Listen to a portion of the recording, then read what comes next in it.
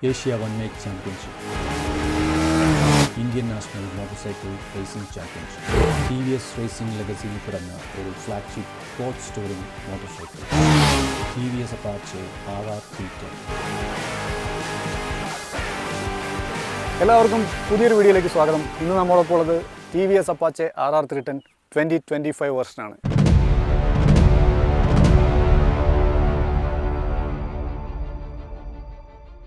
കാഴ്ചയിൽ കാര്യമായ ലുക്സിലൊന്നും വ്യത്യാസങ്ങളൊന്നുമില്ല.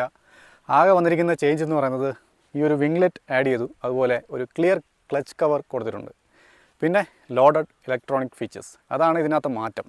പക്ഷേ ലുക്കിലല്ല വർക്കിലാണ് കാര്യം എന്നുള്ളതാണ് അപ്പാച്ചെ RR310 2025 നമ്മളെ കാണിച്ചു തരുന്നത്. അതെന്താണെന്ന് ചോദിച്ചു കഴിഞ്ഞാൽ ഇതിൻ്റെ എൻജിൻ. ഇതിൻ്റെ പിസ്റ്റൺ എന്ന് പറയുന്നത് ഇപ്പോൾ വന്നിരിക്കുന്നത് ഫോർജ്ഡ് പിസ്റ്റണാണ്. അത് 10% ലൈറ്റർ ആയിട്ടുള്ള ഫോർജ്ഡ് പിസ്റ്റണാണ്. അത് കൂടാതെ തന്നെ RTR 310 നിന്ന് കടമെടുത്തിരിക്കുന്ന ഒരു ബിഗർ എയർ ബോക്സും ഇതിനകത്ത് ഇംപ്ലിമെൻറ്റ് ചെയ്തിട്ടുണ്ട്. 1 Nm ടോർക്ക് ഇൻക്രീസ് ചെയ്തിട്ടുണ്ട്. അതുപോലെ 4 bhp അഡീഷണൽ പവർ നമുക്ക് കൂടുതലായിട്ട് കിട്ടുന്നുണ്ട്. അതായത് 11% ഇൻക്രീസ് ഇൻ ദ പവർ എന്നാണ് TVS ക്ലെയിം ചെയ്യുന്നത്. അത് സത്യമാണോ എന്ന് ചോദിച്ചു കഴിഞ്ഞാൽ 6000-7000+ RPM കയറുന്ന സമയത്ത് നമുക്കത് ശരിക്കും ഫീൽ ചെയ്യും. അത്രയ്ക്കും പവറിൽ മാറ്റം വന്നിട്ടുണ്ട്.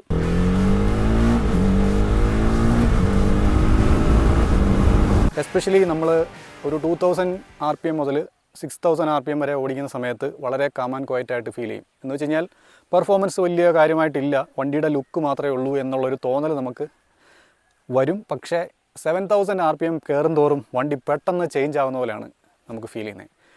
ഒരു 3 ഡിജിറ്റ് സ്പീഡ് വളരെ ക്വിക്കായിട്ട് അച്ചീവ് ചെയ്യാൻ പറ്റുന്ന ഒരു എഞ്ചിനാക്കി മാറ്റിയിട്ടുണ്ട്. 4 റൈഡിംഗ് മോഡ്സ് ഇതിനകത്ത് കൊടുത്തിട്ടുണ്ട്. Urban, rain, spot, track. Urban and rain എന്ന് പറയുന്ന മോഡ്സിൽ ഓടിക്കുന്ന സമയത്ത് നമുക്ക് കുറച്ച് വൈബ്രേഷൻ കൂടുതലായിട്ട് തോന്നും കമ്പയർ ടു സ്പോട്ട് മോഡ് അല്ലെങ്കിൽ ട്രാക്ക് മോഡ്. സ്പോട്ട് മോഡും ട്രാക്ക് മോഡും ഇടുമ്പം കംപ്ലീറ്റ് ഔട്ട്പുട്ട് കിട്ടും, കൂടുതൽ RPM നമുക്ക് ഗെയിൻ ചെയ്യാൻ പറ്റും. അതുകൊണ്ട് തന്നെ അത്രത്തോളം വൈബ്രേഷൻ ആ സമയത്ത് ഫീൽ ചെയ്തില്ല. അർബനിൽ ഓടിക്കുന്ന സമയത്ത് നമ്മൾ റെസ്ട്രിക്റ്റ് ചെയ്യുന്നതുകൊണ്ട് വൈബ്രേഷൻ ലൈറ്റായിട്ടുള്ള അത്യാവശ്യം വൈബ്രേഷൻ നമുക്ക് ഫീൽ ചെയ്യുന്നുണ്ട് 4000+ RPM വരുന്ന സമയത്ത്.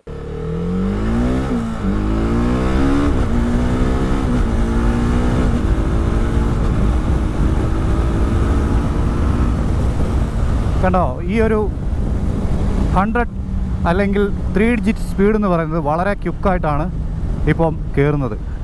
എന്ന് വെച്ച് കഴിഞ്ഞാൽ BS4 വേർഷനെ അപേക്ഷിച്ചിട്ടോ അല്ലെങ്കിൽ പഴയ BS6 വേരിയൻറ്റിനെ അപേക്ഷിച്ചിട്ട് കമ്പയർ ചെയ്യുന്ന സമയത്ത്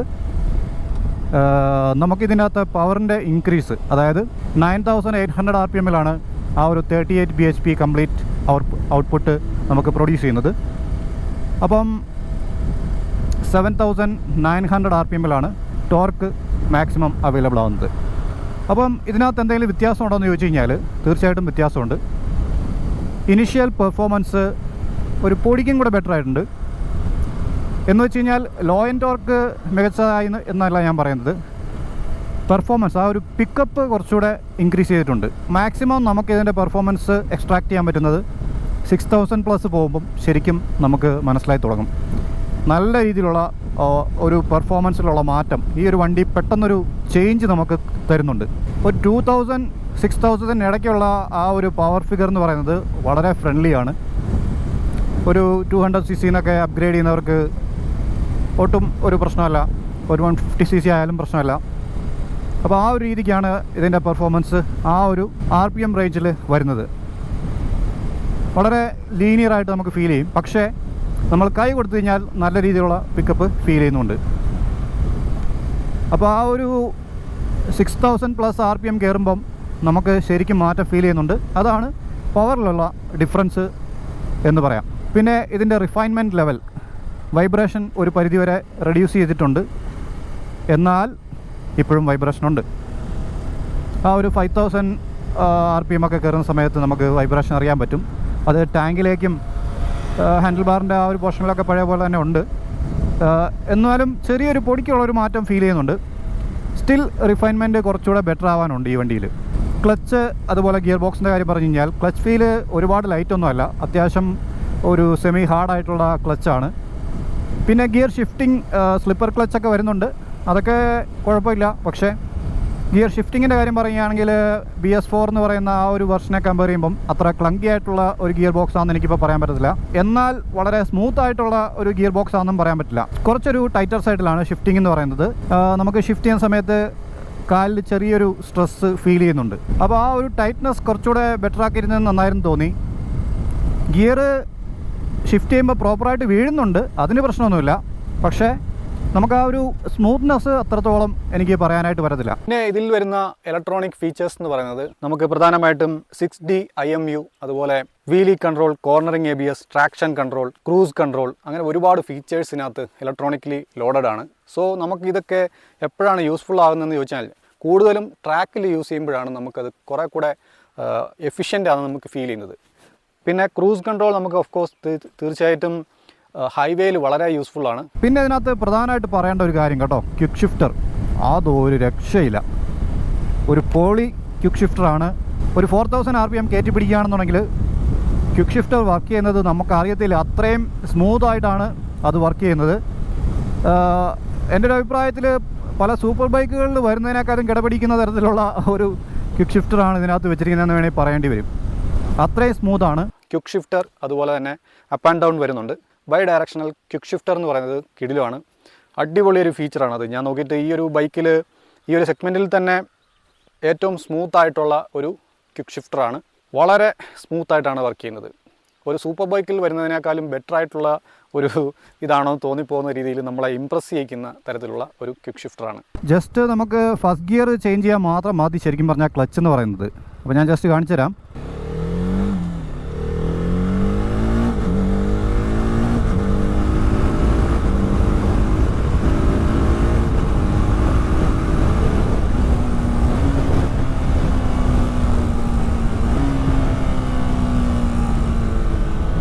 കണ്ടോ, അടിപൊളിയായിട്ടാണ് സ്മൂത്തായിട്ടാണ് ഷിഫ്റ്റ് ആവുന്നത്.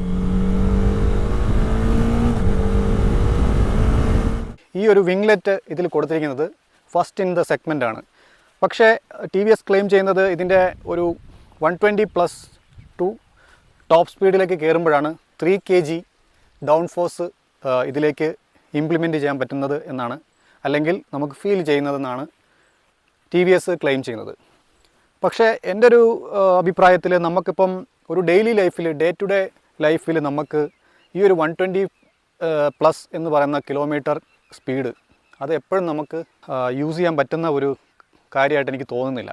അപ്പം ഈ ഒരു 150+, 160 ഒക്കെ എപ്പോഴും നമുക്ക് ഓടിക്കാൻ പറ്റാത്ത ഒരു സാഹചര്യത്തിൽ, അല്ലെങ്കിൽ ട്രാക്കിലാണെങ്കിൽ പോലും നമുക്ക് എപ്പോഴും 150+ ഓടിക്കുക എന്ന് പറയുന്നത് അത് പ്രാക്ടിക്കലല്ല.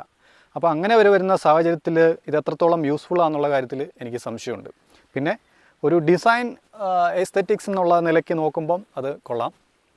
ഇതൊരു പേഴ്സണൽ ചോയ്സ് ആയിട്ടാണ് എനിക്ക് പറയാനായിട്ടുള്ളത്. പിന്നെ ഈ വണ്ടിയുടെ സ്റ്റെബിലിറ്റിയുടെ കാര്യം പറഞ്ഞു കഴിഞ്ഞാൽ സസ്പെൻഷൻ അഡ്ജസ്റ്റബിൾ ആയതുകൊണ്ട് തന്നെ, ഫ്രണ്ട് ആൻഡ് ബാക്ക് അഡ്ജസ്റ്റബിൾ ആയതുകൊണ്ട് തന്നെ നമുക്ക് കംഫർട്ടബിൾ ആകുന്ന ഏത് രീതിയിലും നമുക്കതിനെ സെറ്റ് ചെയ്യാൻ പറ്റും. അപ്പോൾ എങ്ങനെ സസ്പെൻഷൻ അഡ്ജസ്റ്റ് ചെയ്യാൻ പറ്റുമെന്നുള്ളതിൻ്റെ വീഡിയോ, കംപ്ലീറ്റ് ആയിട്ടുള്ളൊരു വീഡിയോ ഞാൻ ഡെഡിക്കേറ്റഡ് ആയിട്ട് ചെയ്തിട്ടുണ്ട്. അപ്പോൾ ആ ലിങ്ക് താഴത്ത് കൊടുത്തിരിക്കാം, നിങ്ങൾക്ക് ചെക്ക് ചെയ്യണമെങ്കിൽ ചെക്ക് ചെയ്യാം. TVSൻ്റെ റേസ് ബൈക്കുകൾ ഇൻസ്പയർ ചെയ്തിട്ടാണ് ഈ ഒരു വണ്ടി ഡിറൈവ് ചെയ്തിരിക്കുന്നത്. അതുകൊണ്ട് തന്നെ അവർക്ക് ആ ഒരു പെർഫോമൻസും അതുപോലെ സ്റ്റെബിലിറ്റിയൊക്കെ എങ്ങനെ കൊടുക്കണം എന്നുള്ള ആ ഒരു അവരുടെ ഒരു 10-40 കൊല്ലത്തെ എക്സ്പീരിയൻസ് ഇതിനകത്ത് അറിയാനുണ്ട്. വണ്ടി പക്ക സ്റ്റേബിളാണ് ഹയർ സ്പീഡിലും ഇതിൻ്റെ ടോപ്പ് എൻഡിലും. പഴയ RR310 പോലെ തന്നെ സെയിം മൈലേജ് ഫിഗറൊക്കെ തന്നെയാണ് ഇതിനകത്ത് കിട്ടുന്നത്. പിന്നെ പവർ നമ്മൾ മാക്സിമം യൂസ് ചെയ്ത് ഓടിക്കുകയാണെന്നുണ്ടെങ്കിൽ മൈലേജ് നല്ല രീതിയിൽ ഡ്രോപ്പ് ആകാനുള്ള സാധ്യതയുണ്ട്. പക്ഷേ ഒരു ഫുൾ ടാങ്ക് റേഞ്ചിൽ നമുക്ക് കിട്ടാൻ പോകുന്ന മൈലേജ് എന്ന് പറയുന്നത് ഒരു 280 to 300 കിലോമീറ്ററാണ്. പിന്നെ പലർക്കും 40ഉം 50ഉം ഒക്കെ കിട്ടുന്ന ആൾക്കാർ യൂട്യൂബിലൊക്കെ പറയുന്നത് ഞാൻ കണ്ടിട്ടുണ്ട്. പക്ഷേ അതൊരു പ്രാക്ടിക്കലായിട്ടുള്ള മൈലേജ് ഫിഗർ ഒന്നുമില്ല. ഇതിൻ്റെ ഡിസ്പ്ലേയിൽ ചിലപ്പം ആവറേജ് മൈലേജ് ഒക്കെ ചിലപ്പം നമ്മൾ ഓടിക്കുന്ന റൈഡിങ് കണ്ടീഷൻ അനുസരിച്ചിട്ട് ചിലപ്പോൾ 30-35 എന്നൊക്കെ പറഞ്ഞിട്ട് 40 എന്നൊക്കെ പറഞ്ഞിട്ട് കാണിക്കും. പക്ഷേ അതൊരു റിയൽ ലൈഫ് മൈലേജ് അല്ല, നമുക്ക് പ്രാക്ടിക്കലി കിട്ടണ മൈലേജാണ് ഞാനിപ്പോൾ പറഞ്ഞത്. പിന്നെ നമുക്ക് ഇതിനകത്ത് മൈലേജ് കൂടുതൽ കിട്ടാനായിട്ട് ഒരു ചെറിയൊരു ഞുണുക്കുവിദ്യ ഞാൻ പറഞ്ഞുതരാം. നമ്മളിപ്പോൾ ഒരു ലോങ് റൈഡ് പ്ലാൻ ചെയ്യുന്ന ഒരാളാണ്, അല്ലെങ്കിൽ നിങ്ങൾ അങ്ങനെ റൈഡ് ചെയ്യുന്ന ഒരാളാണെന്നുണ്ടെങ്കിൽ ഇതിൻ്റെ ക്രൂസ് കൺട്രോൾ യൂസ് ചെയ്തിട്ട് നിങ്ങൾ ത്രോട്ടിൽ മാക്സിമം ഉപയോഗിക്കാതെ റൈഡ് ചെയ്യുകയാണെങ്കിൽ, അതായത് ഒരു 75 റേഞ്ചിൽ നിങ്ങൾക്ക് ഓടിക്കുകയാണെന്നുണ്ടെങ്കിൽ ബെറ്റർ ആയിട്ടുള്ളൊരു മൈലേജ് നിങ്ങൾക്ക് കിട്ടും. അത് നിങ്ങൾ 6th ഗിയറിൽ അങ്ങനെ നിങ്ങൾ സെറ്റ് ചെയ്തിട്ട് ക്രൂസ് കൺട്രോൾ ഇട്ടൊന്ന് ഓടിച്ച് നോക്കുക. നിങ്ങൾക്ക് സാധാരണ കിട്ടുന്ന മൈലേജിനേക്കാളും ബെറ്റർ ആയിട്ടുള്ള മൈലേജ് കിട്ടും. എന്താ പറയുക, ത്രോട്ടിൽ കൺട്രോൾ ചെയ്തിട്ട് നമ്മൾ മാനുവലി ചെയ്യാതെ ഇലക്ട്രോണിക്കലി അത് കൺട്രോൾ ചെയ്യുമ്പം കൃത്യമായിട്ടുള്ള അളവിലുള്ള ഫ്യൂവൽ മാത്രമേ അവിടെ ബേൺ ആവുന്നുള്ളൂ. പിന്നെ കൂടുതലായിട്ട് ബ്രേക്ക് ചെയ്യുകയും അതുപോലെ തന്നെ പെട്ടെന്ന് സഡൻ ത്രോട്ടിൽ കൊടുക്കുകയും അങ്ങനെയൊക്കെ ചെയ്യുമ്പോഴാണ് നമുക്ക് കൂടുതൽ മൈലേജ് ഡ്രോപ്പ് ആവുന്നത്. പിന്നെ ഇതിൻ്റെ പ്രൈസിങ് ഫിഗേഴ്സ് എന്ന് പറയുന്നത് ബേസ് വേരിയൻറ്റിന് 2.75 lakhs ആണ് without quick shifter red variant. Quick shifter ഉള്ളതിനാണെന്നുണ്ടെങ്കിൽ നമുക്ക് 2.92 റെഡ് കളറിനും അതുപോലെ ബോംബർ ഗ്രേക്ക് 2.97 വരുന്നുണ്ട്. പിന്നെ BTO വെർഷൻ ആണെന്നുണ്ടെങ്കിൽ 7,000 അഡീഷണൽ കൊടുക്കണം. അപ്പോൾ ആ കളർ വേരിയൻറ്റ് എനിക്ക് അത്ര, ഞാൻ പേഴ്സണലി അത്ര ഒരു ഫാനല്ല ആ ഒരു കളറിൻ്റെ. പക്ഷേ ഈ ബോംബർ ഗ്രേയും റെഡും റേസിംഗ് റെഡും അടിപൊളിയാണ്. PS4 വെർഷൻ ഫസ്റ്റ് ലോഞ്ച് ചെയ്യുന്ന സമയത്ത് 2,05,000 rupees മാത്രമായിരുന്നു. പക്ഷേ വണ്ടി ഷോറൂമിൽ വന്നു കഴിഞ്ഞപ്പം 2.15 lakhs ആയി. പിന്നെ അങ്ങോട്ടൊരു കയറ്റമായിരുന്നു. അതിൽ നിന്ന് ഇറങ്ങിയിട്ടില്ല. പിന്നെ എനിക്ക് ത്രോട്ടിൽ റെസ്പോൺസിൻ്റെ കാര്യത്തിൽ ചെറിയൊരു കാര്യം സൂചിപ്പിക്കാനായിട്ടുണ്ട് ഇമ്പ്രൂവ്മെൻറ്റ്സിൻ്റെ ഭാഗത്തിൽ. കാരണം എന്താണെന്ന് വെച്ച് കഴിഞ്ഞാൽ ത്രോട്ടിൽ റൈറ്റ് ബൈ വയർ ആക്കി, അത് നല്ല കാര്യം.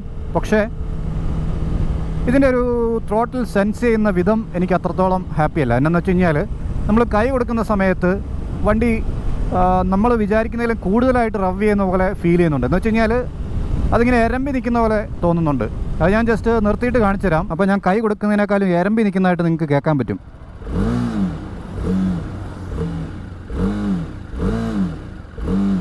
കാരണം ഒരു 2 സെക്കൻഡ് കൂടുതലായിട്ട് എരമ്പുന്ന പോലെ ഫീൽ ചെയ്യുന്നുണ്ട്. അപ്പോൾ അത് ത്രോട്ടിൽ കൊടുക്കുന്ന സമയത്തും നമുക്കത് അറിയാനായിട്ടുണ്ട്. കുറച്ചൊരു ചാട്ടം എനിക്ക് ഫീൽ ചെയ്യുന്നുണ്ട് ആ ഒരു ഇനിഷ്യലായിട്ട് നമ്മൾ കുറച്ച് കൈ കൂടുതൽ കൊടുത്തു കഴിഞ്ഞാൽ.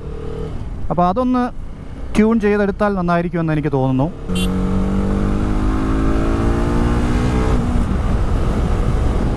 പിന്നെ ഇതിൻ്റെ ക്രൂയിസിങ് സ്പീഡിൻ്റെ കാര്യം പറയുകയാണെന്നുണ്ടെങ്കിൽ നമുക്ക് കുറച്ചുകൂടെ റിഫൈൻമെൻറ്റ് അത്യാവശ്യം വന്നതുകൊണ്ട് നമുക്കൊരു 85-90 എന്ന് പറയുന്നത് നല്ലൊരു സ്വീറ്റ് സ്പോട്ടാണ്. നമുക്ക് 120+ നമുക്ക് ഈസി ആയിട്ട് ക്രൂസ് ചെയ്യാൻ പറ്റുന്ന ഒരു മെഷീനാണിത്. കാരണം 120 എന്ന് പറയുന്നത് വളരെ ഫാസ്റ്റായിട്ട് നമുക്ക് റീച്ച് ചെയ്യാൻ പറ്റുന്ന ഈസി സ്പീഡാണ്. അതിന് മേലോട്ട് പോകുമ്പോൾ വൈബ്രേഷൻ ഉണ്ടോയെന്ന് വെച്ച് കഴിഞ്ഞാൽ നമുക്ക് അത്രത്തോളം അറിയത്തില്ല.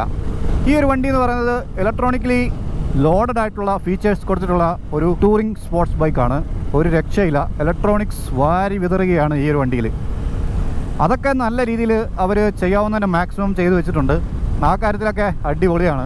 പിന്നെ വളരെ ഉപകാരമുള്ള ഒരു സംഭവമാണ് ഈ കാണുന്ന സ്വിച്ച്, ക്രൂസ് കൺട്രോൾ. ഭയങ്കര യൂസ്ഫുള്ളാണ് കേട്ടോ. നമുക്ക് ഹൈവേയിൽ ലോങ് സ്ട്രെച്ചിൽ പോകുമ്പം ഒന്ന് നിവർന്നിരുന്ന് ഓടിക്കണം എന്ന് വെച്ച് കഴിഞ്ഞാൽ, നിവർന്നിരുന്ന് ഓടിക്കുന്നതെന്ന് വെച്ച് കഴിഞ്ഞാൽ നമുക്കൊന്ന് റിലാക്സ് ആയിട്ട് അധികം കൈ കൊടുക്കാതെ പ്രഷർ കൊടുക്കാതെ റിസ്റ്റിനൊക്കെ ഒരു ചെറിയ റിലാക്സേഷൻ കൊടുക്കാനായിട്ട് ക്രൂസ് കൺട്രോൾ വളരെ യൂസ്ഫുള്ളാണ്. ഒരു ലോങ് സ്ട്രെച്ചിൽ നമുക്ക് സ്ട്രെയിറ്റ് റോഡിൽ പോകുമ്പം അത് അടിപൊളിയാണ്. അപ്പോൾ അങ്ങനെയുള്ള ഇലക്ട്രോണിക് ഫീച്ചേഴ്സൊക്കെ TVS ഗംഭീരമായിട്ട് ഇതിനകത്ത് ചെയ്തിട്ടുണ്ട്.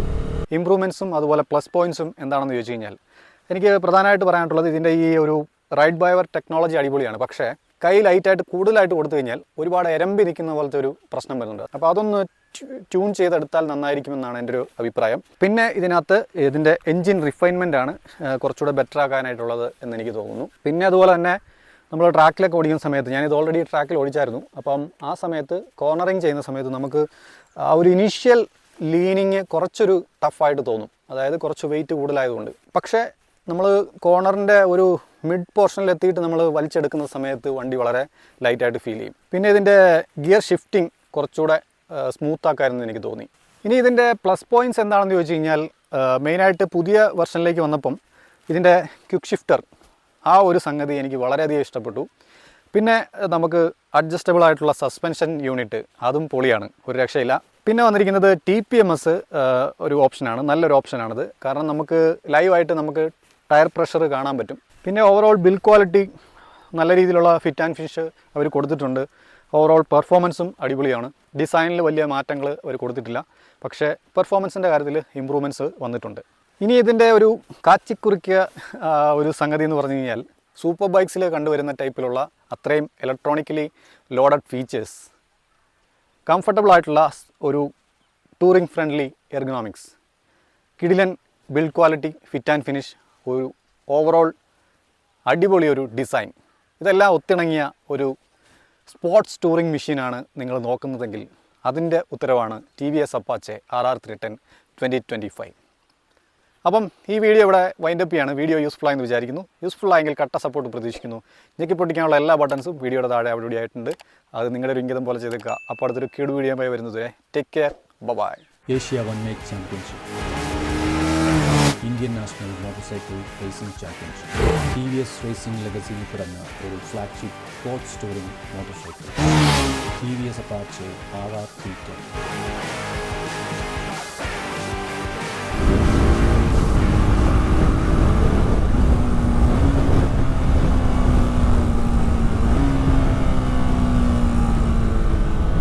കണ്ടോ, അടിപൊളിയായിട്ടാണ്, സ്മൂത്തായിട്ടാണ് ഷിഫ്റ്റ് ആവുന്നത്.